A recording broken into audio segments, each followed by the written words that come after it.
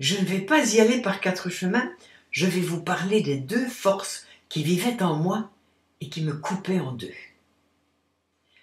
Comment cela s'installe-t-il à l'intérieur des gens? Il est certain que ça ne tombe pas du ciel, mais que c'est un long processus d'apprentissage dû au comportement de nos parents, de nos éducateurs. Imaginez qu'à longueur d'année, on vous impose de vous comporter de telle ou telle façon pour plaire à papa et de telle autre façon pour plaire à maman.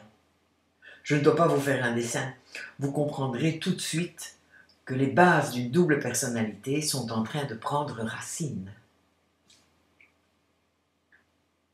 Avant d'aller plus loin, je tiens à déculpabiliser les parents.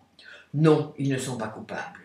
Ils ignoraient d'ailleurs le processus et probablement ils souffraient eux-mêmes du même handicap. Et oui, souvent cela se transmet de génération en génération avec plus ou moins de malheur. Donc, avis à tous les parents, que je respecte infiniment pour avoir accompli cette tâche si difficile d'éduquer un enfant, alors qu'on ne nous a pas remis les clés de la réussite entre les mains et encore moins le mode d'emploi. Chacun de nous fait du mieux qu'il peut, par essai et erreur. Et en final, ne sachant pas pourquoi il a réussi certaines choses, et pire encore, ne sachant pas pourquoi il a raté certaines autres choses.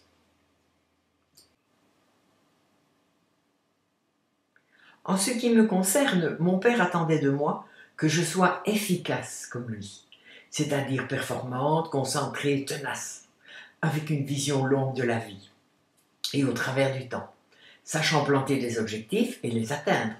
Bref, une attitude centrée sur soi et sur ses actions, avec si nécessaire une incidence sur l'environnement. Tout un programme. Par contre, pour ma mère, elle voulait faire de moi un être à l'écoute des autres, c'est-à-dire dans la relation avec l'autre, centré sur eux, sachant satisfaire leurs demandes au détriment des miennes. Personnalité plus intimiste, plus effacée, plus généreuse, altruiste, vivant dans l'instant présent et dans les émotions. Et c'est ainsi qu'au fil du temps, je fus habité par deux identités très différentes, presque antagonistes, comme si deux personnages vivaient à l'intérieur de moi, comme si ces deux personnages vivaient leur vie sans me demander mon avis. À certains moments, Monsieur Efficacité avait des exigences d'affirmation, puis quand il estimait avoir obtenu suffisamment d'estime de lui-même, il se calmait et entrait en léthargie, tout en acceptant que Madame Relation prenne la relève. Et ainsi de suite, la journée s'égrenait de petits ou de longs moments en alternance entre « je me focalise sur mes besoins », je me focalise sur les besoins des autres.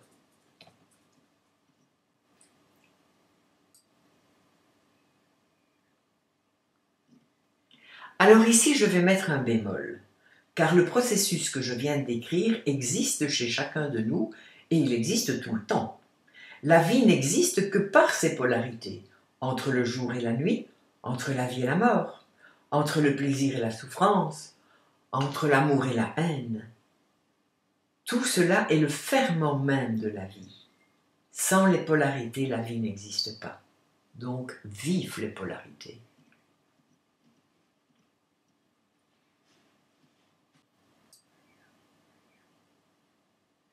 Mais où cela devient pathologique, c'est quand les polarités nous gouvernent, quand nos comportements deviennent compulsifs et passent d'une énergie dans l'autre sans nous demander notre avis, sans que cela corresponde à la nécessité de l'instant.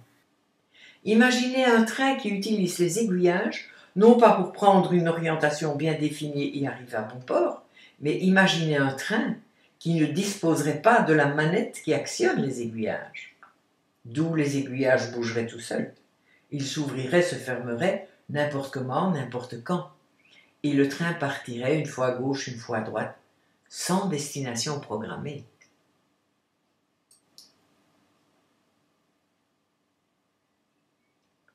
Eh bien, c'est un peu comme cela que je vivais à l'intérieur de moi, mais sans le savoir. Comme les deux identités faisaient partie intégrante de moi, cela ne posait aucun problème. Une fois j'étais Dr Jekyll et une fois j'étais Mr Hyde.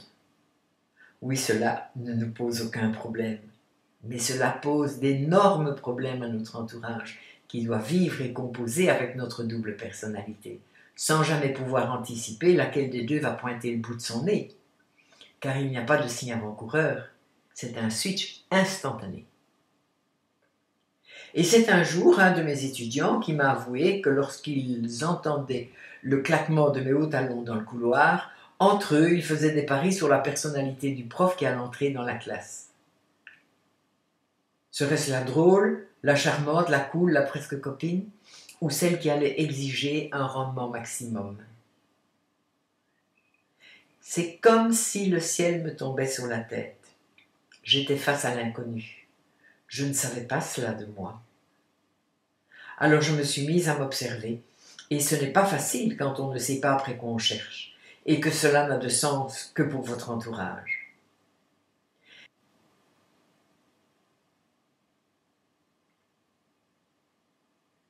Si tout ce que je vous raconte ici de manière volontairement imagée fait écho chez vous, alors je n'ai pas perdu mon temps. Car si vous vous identifiez à moi au travers de tout ce que je viens de vous raconter, c'est que le mécanisme vous habite également et que vous êtes en train de mettre le doigt sur ce dysfonctionnement.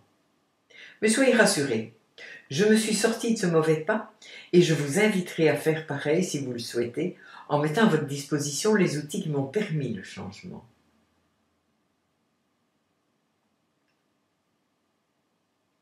Mais nous allons nous arrêter là pour aujourd'hui. Mettre cela en stand-by pour permettre à votre mental d'explorer tout, en laissant venir. Souvent on accumule les informations en croyant que cela va nous aider à comprendre l'impalpable. Eh bien non. Noyer notre conscient d'informations est la plus grosse des erreurs, car alors il installe des boulons partout et tout se fige, et nous n'avons plus accès à notre disque dur.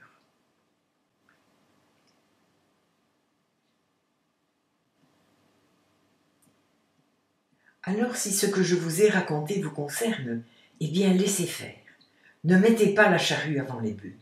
Une prise de conscience subtile nécessite un processus de maturation.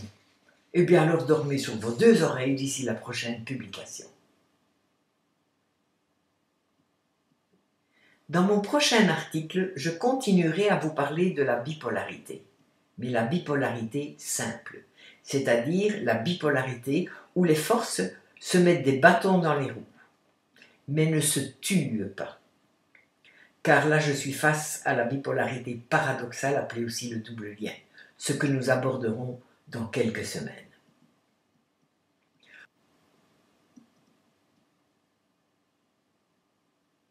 Mon objectif dans le prochain article est de vous permettre de vous situer par rapport à ce phénomène. Et d'autres exemples vous aideront peut-être à bien comprendre ce qui se passe en vous lorsque vous vous sentez coupé en deux par deux forces contradictoires. Et cela vous permettra peut-être déjà de vous libérer de ce comportement.